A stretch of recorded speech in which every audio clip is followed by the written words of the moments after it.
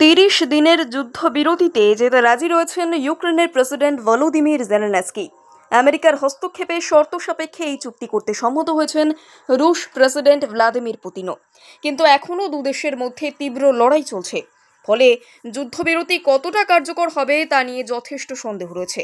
এই পরিস্থিতিতে লেক্স ফ্রিডম্যানের পডকাস্টে ফের রাশিয়া ইউক্রেনকে শান্তির বার্তা দিলেন প্রধানমন্ত্রী নরেন্দ্র মোদী।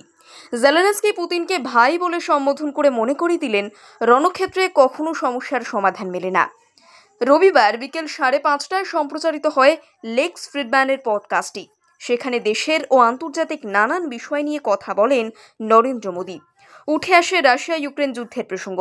প্রধানমন্ত্রী বলেন, আমি সবসময় মনে করি যুদ্ধক্ষেত্রে কখনো কোনো সমস্যার সমাধান হয় না। রাশিয়া ইউক্রেন দুই দেশের সঙ্গেই আমার খুব ভালো সম্পর্ক।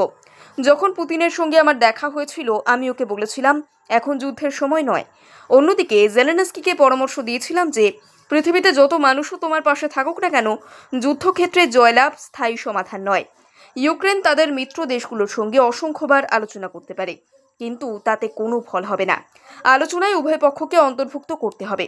পডকাস্টে দুই রাষ্ট্রনেতাকেই ভাই বলে ডাকেন মোদী। প্রসঙ্গত 2022 সালে রাশিয়া ইউক্রেন যুদ্ধ শুরু হওয়ার পর একাধিকবার পুতিন আর জেলেনস্কির সঙ্গে ফোনে কথা বলেছেন নরেন্দ্র মোদী। সবসময় কূটনৈতিক আলোচনা ও বৈঠকের মাধ্যমে শান্তির বার্তা দিয়েছেন। গত বছর যুদ্ধরত দুই দেশেই সফর করেন মোদী।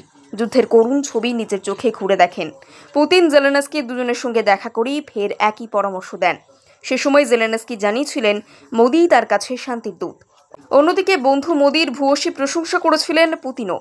এদিকে আজ ক্রেমলিন জানিয়েছে যুদ্ধ থামাতে পরবর্তী পদক্ষেপ নিয়ে আলোচনা করছে রাশিয়া আমেরিকা।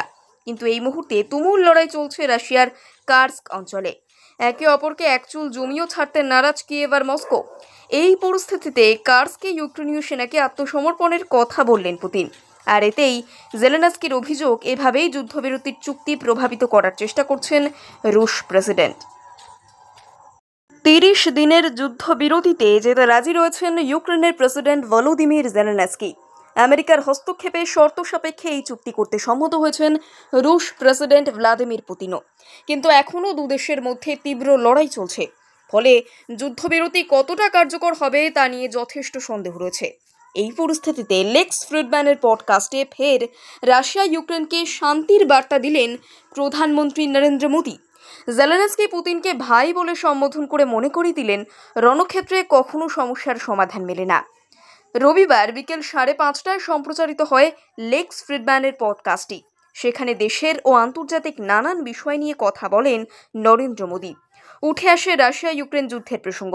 প্রধানমন্ত্রী বলেন, আমি সবসময় মনে করি যুদ্ধক্ষেত্রে কখনো কোনো সমস্যার সমাধান হয় না।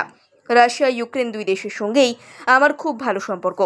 যখন পুতিনের সঙ্গে আমার দেখা হয়েছিল, আমি ওকে বলেছিলাম এখন যুদ্ধের সময় নয়।